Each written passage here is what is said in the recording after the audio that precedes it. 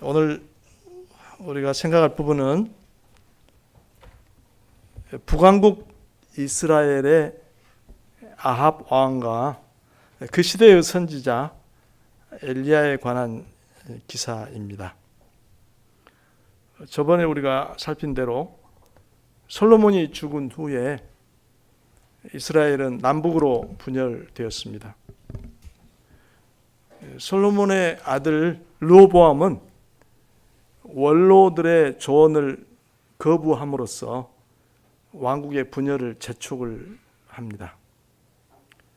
북쪽 10지파를 규합하여서 북왕국 이스라엘을 세운 여로보암은 자기 백성이 계속 예루살렘에 올라가 예배를 드리지 못하도록 새로운 형태의 예배를 만들어냅니다.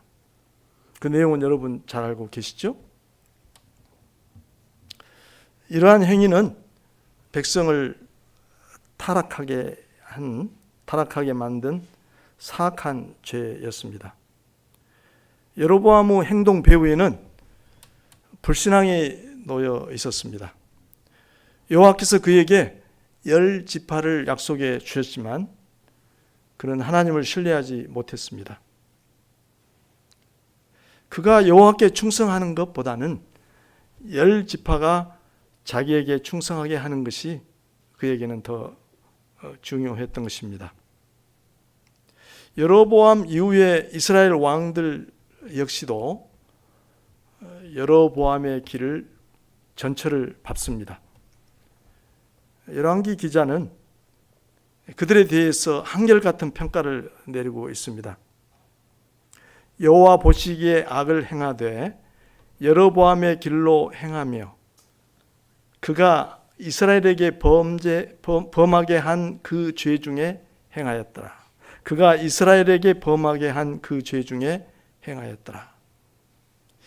선지자들의 심판 예언대로 두 왕조가 막을 내립니다. 오늘 본문 말씀에도 그 두 왕조의 조상 이름이 나오죠. 느밧의 아들 여로보암과 아히야의 아들 바하사 두 집 얘기가 나옵니다. 비참하게 그 왕조가 막을 내리죠. 그런 연후에 내란의 기간을 거친 후에 오므리라는 사람이 새로운 왕조를 세웁니다. 성경은 오므리에 대해서 이렇게 기록합니다. 열왕기상 16장 25절 26절을 제가 읽어드립니다. 16장 25절 26절 여호와 보시기에 악을 행하되 오므리가 그 전에 모든 사람보다 더욱 악하게 행하여 느밧의 아들 여로보암의 모든 길로 행하며 그가 이스라엘에게 죄를 범하게 한 그 죄 중에 행하여 그들의 헛된 것들로 이스라엘의 하나님 여호와를 노하시게 하였더라. 이렇게 오므리에 대해서 기록하고 있습니다. 오므리 왕조의 두 번째 왕이 된 아합이 즉위하면서 북왕국 이스라엘의 상태는 더욱 악화 일로에 치닫습니다. 16장 30절부터 33절을 우리 함께 읽어보도록 할까요? 열왕기상 16장 30절부터 33절 아합에 대한 소개가 나오는 부분입니다. 30절부터 33절 제가 읽습니다. 오므리의 아들 아합이 그의 이전의 모든 사람보다 여호와 보시기에 악을 더욱 행하여 아버지에 대한 평가에서 나왔던 말이 여기에 반복되고 있습니다. 아버지를 능가하는 악을 행했습니다. 느밧의 아들 여로보암의 죄를 따라 행하는 것을 오히려 가볍게 여기며 시돈 사람의 왕 엣바알의 딸 이세벨을 아내로 삼고 가서 바알을 섬겨 예배하고 사마리아에 건축한 바알의 신전 안에 바알을 위하여 제단을 쌓으며 또 아세라 상을 만들었으니 그는 그 이전에 이스라엘의 모든 왕보다 심히 이스라엘 하나님 여호와를 노하시게 하였더라. 아합에 대한 총평이 30절에 나와 있는데 뭐라고 했죠? 그의 이전의 모든 사람보다 여호와 보시기에 악을 더욱 행하였다. 서너 가지가 열거가 되어 있죠. 여로보암의 죄를 따라 행하는 것을 오히려 가볍게 여겼다. 앞에 왕들에 대해서는 여로보암의 모든 길로 행했다 정도로 평가를 했다면 그것을 오히려 가볍게 여겼다고 했습니다. 예루살렘 예배를 저지하기 위해서 북쪽에 세운 두 황금 송아지 우상에 대한 예배를 더 강화하고 강요했던 것 같습니다. 두 번째는 시돈 사람의 왕 엣바알의 딸 이세벨을 아내로 삼고, 솔로몬의 경우처럼 외교적인 목적이 있었겠지만 이것은 바알 숭배를 공식적으로 받아들이는 아주 나쁜 선택이었습니다. 시돈왕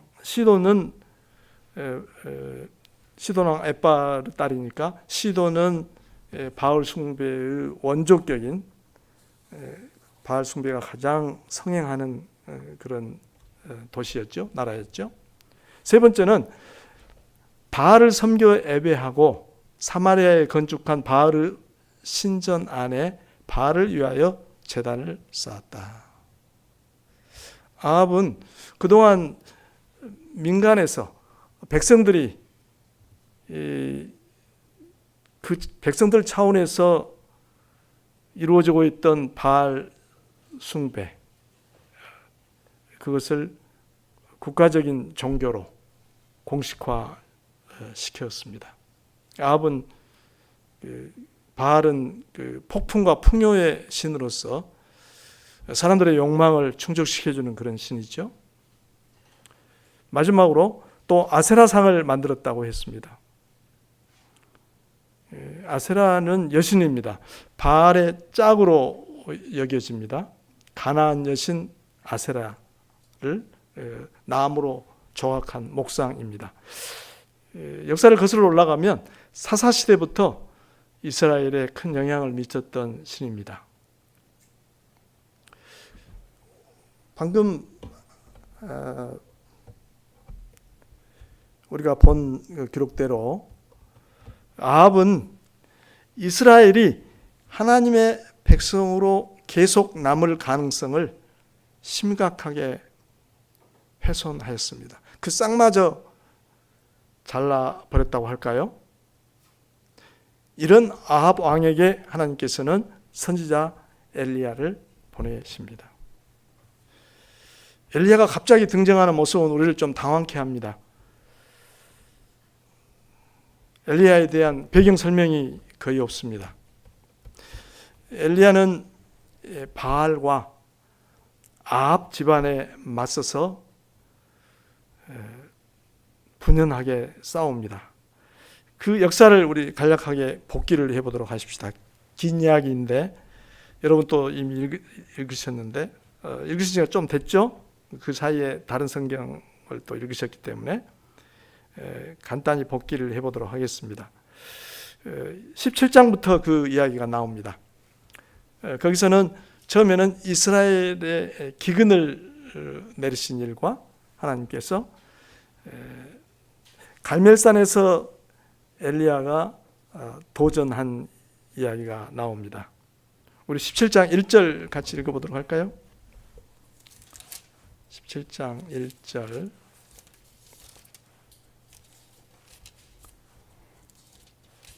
한 목소리 읽어봅니다. 길라세 우거하는 자 중에 디셉 사람 엘리야가 아합에게 말하되 내가 섬기는 이스라엘의 하나님 여호와께서 살아계심을 두고 맹세하노니 내 말이 없으면 수년 동안 비도 이슬도 있지 아니하리라 하니라. 하나님께서는 아합에게 엘리야 선지자를 보내서 수년 동안 비도 이슬도 있지 않을 거라고 선포하십니다. 그 어려운 기간에 하나님께서는 처음에는 까마귀를 통해서, 나중에는 사르밧 과부를 통해서 선지자에게, 엘리야 선지자에게 양식을 공급하십니다. 역으로 하나님께서는 엘리야를 통해서 그 가족을 먹이시고 또 죽은 아이를 살리십니다. 3년이 지난 후에 아합을 만난 엘리야는 갈멜산에서 대결을 제안합니다. 그 이야기가 18절, 19절, 18장에 나오는데 18장 19절만 제가 읽어드리면요. 그가 대답하되 내가 이스라엘을 괴롭게 한 것이 아니라 당신과 당신의 아버지의 집이 괴롭게 하였으니 이는 여호와의 명령을 버렸고 당신이 바알들을 따랐습니다. 그런즉 사람을 보내 온 이스라엘과 이세벨의 상에서 먹는 바알의 선지자 450명과 아세라의 선지자 400명을 갈멜산으로 모아 내게로 나오게 하소서. 엘리야는 거기에 모인 백성에게 어느 분이 참 하나님인지 선택하라고 촉구합니다. 바알인가 여호와이신가? 결국 바알 선지자들은 실패하고 엘리야의 제단에 불이 내려서 여호와께서 참 하나님이심을 증명합니다. 엘리야는 바알 선지자들을 모두 처형하고 하나님께서는 큰 비를 내려주십니다. 19장에 가면 이세벨의 완악함에 엘리야가 낙담한 이야기가 나오고 호렙산에서 엘리야가 여호와를 만난 이야기가 나옵니다. 갈멜산에서 있었던 소식을 들은 이세벨은 엘리야를 잡아 죽이려 합니다. 엘리야는 크게 낙담하여, 아마 엘리야는 세상이 천지개벽 할 줄로 기대했을지도 모릅니다. 두 신의 선지자들을 몰살시켰으니, 여호와 하나님의 권능이 나타났으니 아합도 변하고 이세벨도 변할 것을 기대했을지도 모릅니다. 그러나 그는 크게 낙담하여 유다 남쪽 광야 브엘세바를 거쳐서 호렙산까지 도망칩니다. 그 사이에 하나님께서는 천사를 보내서 그를 돌보아 주십니다. 그곳에서 하나님의 말씀이 엘리야에게 임합니다. 19장 9절 읽어드리면 엘리야가 그곳 굴에 들어가 거기서 머물더니 여호와의 말씀이 그에게 임하여 이르시되 엘리야야 내가 어찌하여 여기 있느냐. 여호와의 말씀이 그에게 임했습니다. 하나님께서는 세미한 음성으로 엘리야에게 새로운 임무를 부여하십니다. 여러분 그 임무 기억나셔요? 첫째, 다메섹에 가서, 아람의 다메섹에 가서 하사엘에게 기름을 부어 아람 왕이 되게 하라. 거기도 정변이 일어나는 거죠. 둘째, 예후에게 기름을 부어 이스라엘의 왕이 되게 하라. 셋째, 엘리사에게 기름을 부어 너를 대신하여 선지자가 되게 하라. 선지자의 계보를 잇게 하실 사람을 세우라고 하십니다. 그들은 아합 집안에 하나님의 심판을 집행할 것입니다. 19장 17절에 이런 말씀이 있습니다. 하사엘의 칼을 피하는 자를 예후가 죽일 것이요 예후의 칼을 피하는 자를 엘리사가 죽이리라. 엘리야의 바알 또 아합 지방과의 싸움 세 번째 장면은 21장에서 살필 수가 있습니다. 17절부터 24절을 주로 살필 텐데요. 아합과 그 집안에 대한 심판 예언들입니다. 아합 시대에 이스라엘의 안보를 위협하는 외적은 아람이었습니다. 아직 아시리아와 바벨론이 역사의 전면에 강대국으로 등장하기 전이었습니다. 가까이 있는 아람이었습니다. 시리아죠. 아람 군대가 이스라엘을 침공하여 이스라엘의 수도 사마리아를 포위하고 항복을 요구합니다. 아합은 승리의 예언을 받았습니다. 그리고 그 예언대로 아람을 2번 물리칩니다. 13절의 그 예언의 말씀을 읽어드리면 21장 13절, 한 선지자가 이스라엘의 아합 왕에게 나아가서 이르되 여호와의 말씀이 내가 이 큰 무리를 보느냐, 내가 오늘 그들을 내 손에 넘기리니 너는 내가 여호와인 줄을 알리라 하셨나이다. 아합이 지금 하는 소위가 어떤데 하나님께서 아합에게 승리를 약속하십니다. 하나님의 백성 이스라엘의 왕 위에 있기 때문에 그의 자리가 무겁습니다. 또 28절에 다음 전쟁에 대한 선지자의 예언이 나옵니다. 그때 하나님의 사람이 이스라엘 왕에게 나와 말하여 이르되 여호와의 말씀에 아람 사람이 말하기를 여호와는 산의 신이요 골짜기의 신은 아니라 하는도다. 그러므로 내가 이 큰 군대를 다 내 손에 넘기리니 너희는 내가 여호와인 줄을 알리라 하셨다 하니라.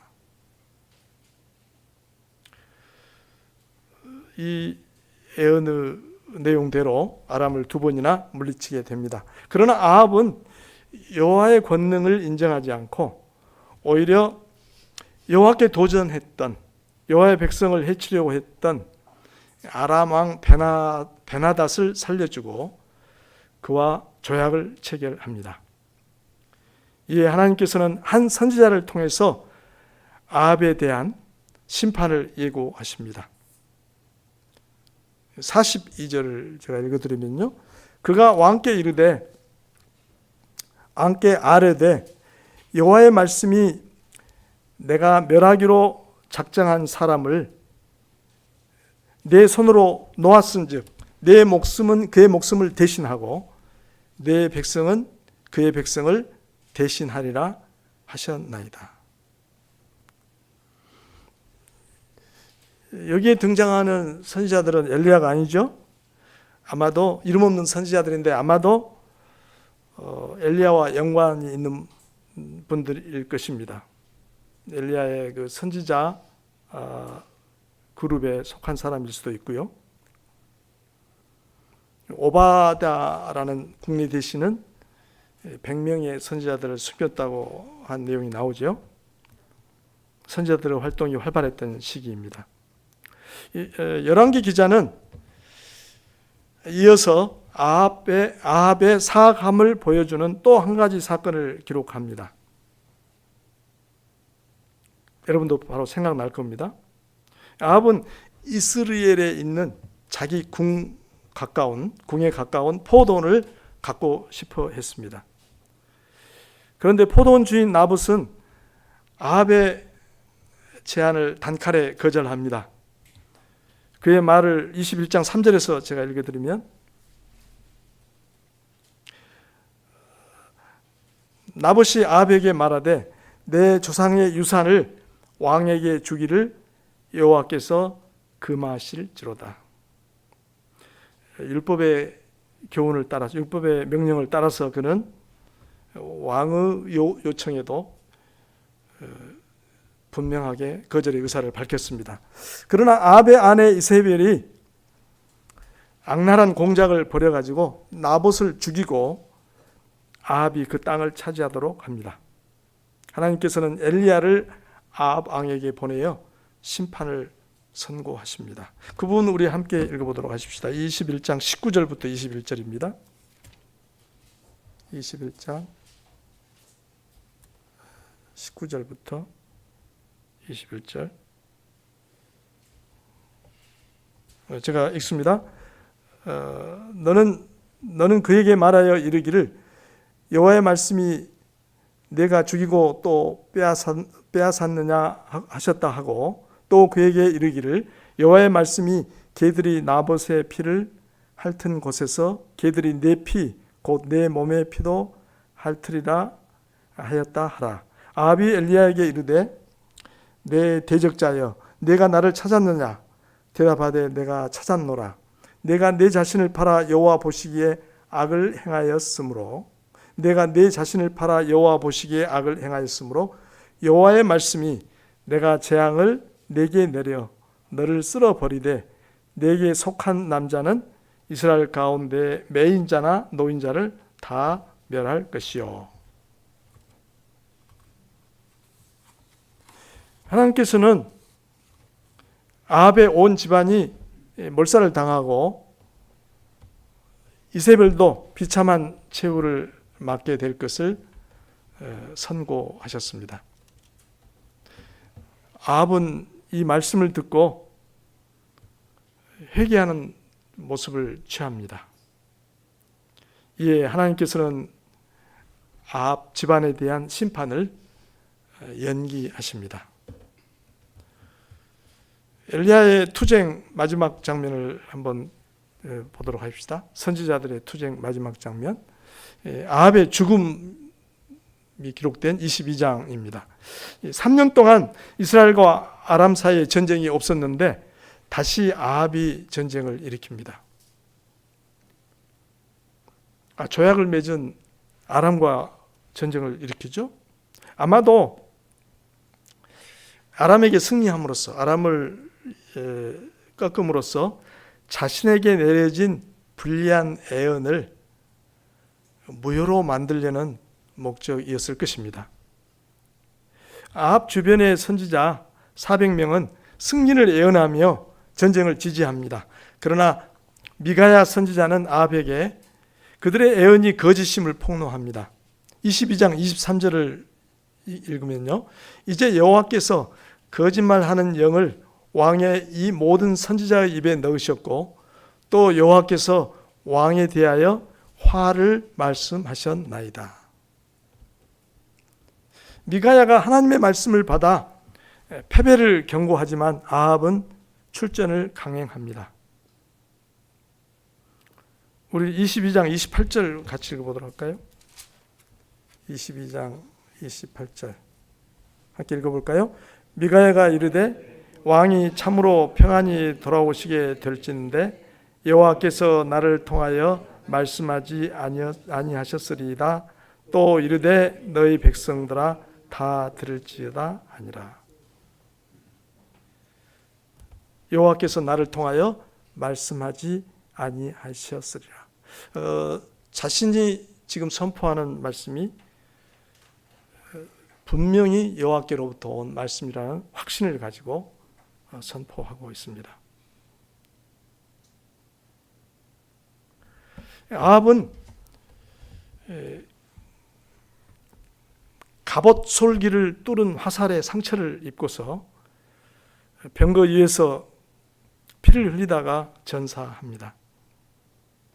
그는 선지자가 애언한 그대로 최후를 맞습니다.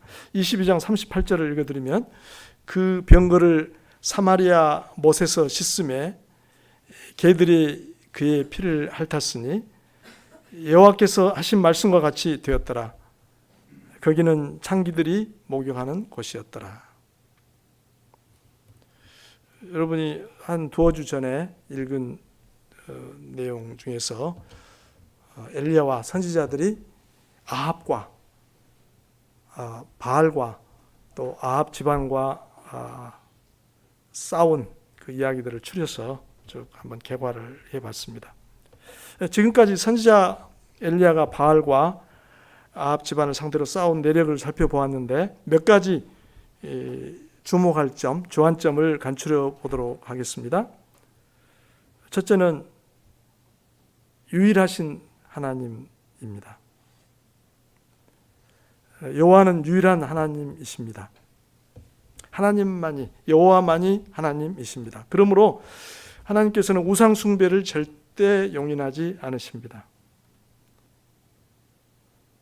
사실 이스라엘이 여호와를 완전히 배척하고 바알을 선택하고자 한 것은 아니었습니다.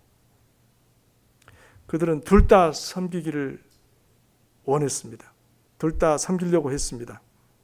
하지만 엘리야는 어느 쪽이든 결정하기를 요구했습니다. 백성은 갈멜산에서 여호와 한 분만을 섬기겠다고 대답했지만 그 결심은 오래가지 못했습니다. 우리가 그 역사에서 살피는 대로요.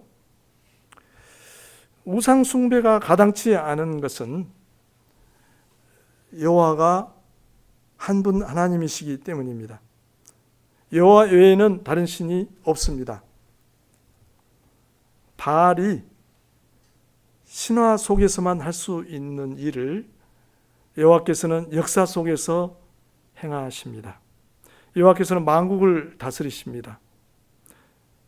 이스라엘과 유다는 물론 드로와 시돈, 아람, 블레셋이 다 그의 통치 아래 있습니다. 하나님께서는 유일하심으로 우상은 척결되어야 합니다. 우리 현대의 신자들에게 우상이란 무엇입니까? 하나님보다 앞에 세우거나 하나님을 대신하거나 하나님과 나란히 섬기는 것이 모두 우상입니다.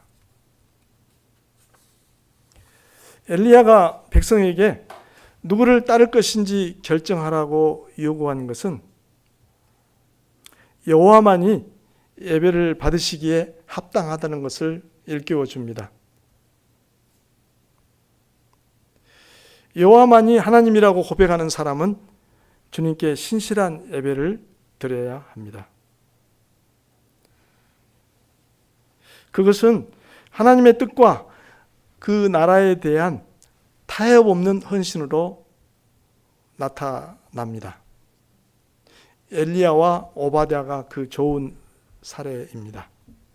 그러한 헌신은 박해와 유배에도 살아남는 신앙으로 이어집니다. 그들은 두려움에 주저앉지 않으며 어떠한 환경도 그들을 꺾지 못합니다. 두 번째 생각할 요점은 애언의 중요성입니다. 참 애언과 거짓 애언의 대립이 여실하게 나타나 있습니다. 그리고 당대의 심각한 현실이었습니다. 참 애언자들은 하나님의 정확한 말씀을 전하고 하나님과의 언약을 지키며 언약의 보루가 되었죠. 또 미가야처럼 내 말이 이루어지지 않으면 나는 선지자가 아니다라는 확신이 분명했습니다. 거짓 선지자들은 백성을 그릇된 길로 인도했습니다.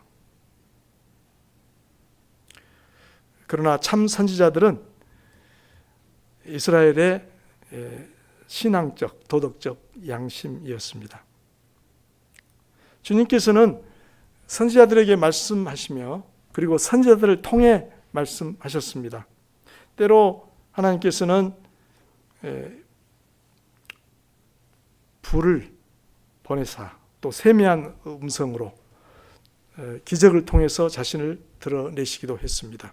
그것은 당신이 살아계심을 보여주어서 이스라엘이 언약을 지키도록 격려하기 위한 것이었습니다. 선지자의 말은 왕에게 특히 중요했습니다. 왕은 선지자를 통해 선포된 여호와의 말씀에 복종해야 했습니다. 백성의 삶에서 언약을 준수하도록 할 책임이 왕에게 있었습니다.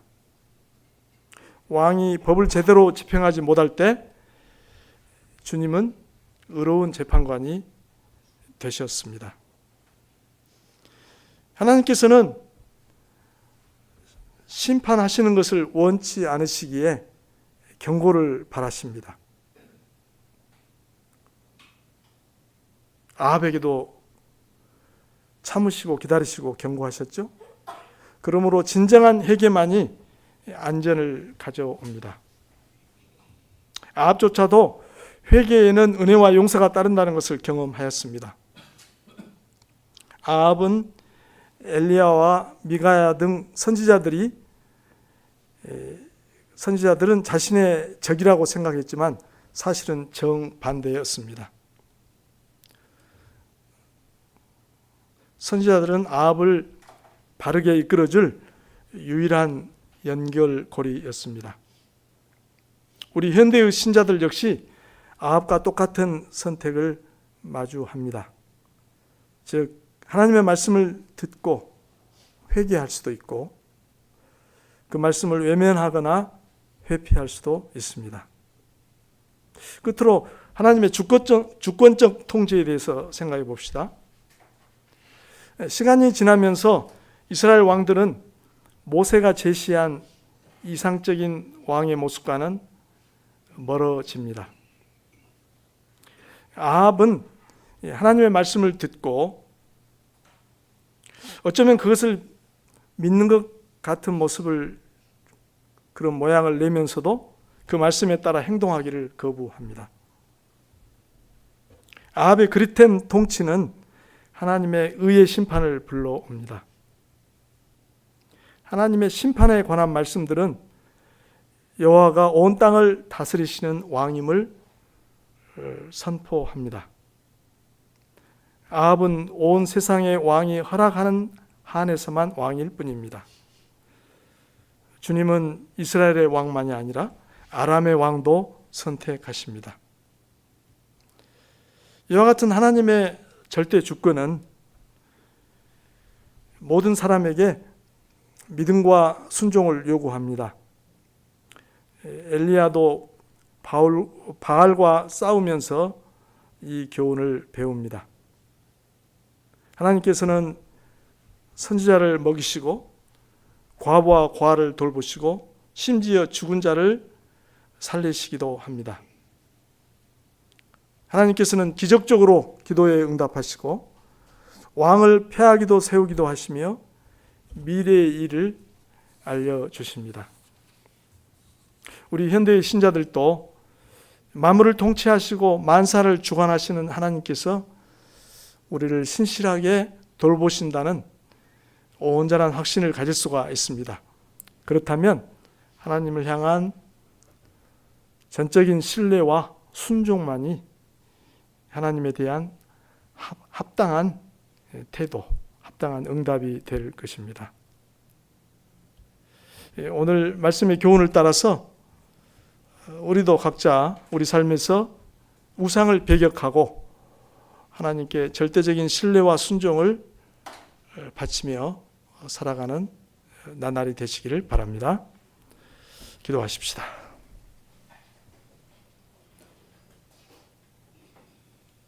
자비하신 우리 아버지 하나님, 오늘 저에게 주신 말씀에 감사드립니다. 엘리야 선지자가 암흑의 시대에 바알과 또 아합 집안과 싸운 일들에서 소중한 교훈을 얻게 하시니 감사합니다. 저희 삶에서 우상들을 척결하고 오직 한 분이신 하나님만을 섬기는 저희가 되게 하시옵소서. 저희가 하나님의 말씀을 더욱 소중히 여겨서 마음을 기울여 받게 하시고 회개와 순종으로 반응하는 자들 되게 하여 주시옵소서. 저희가 하나님의 절대 주권을 믿고 하나님께 온전한 신뢰와 순종을 드리게 하시옵소서. 예수님의 이름으로 기도합니다. 아멘.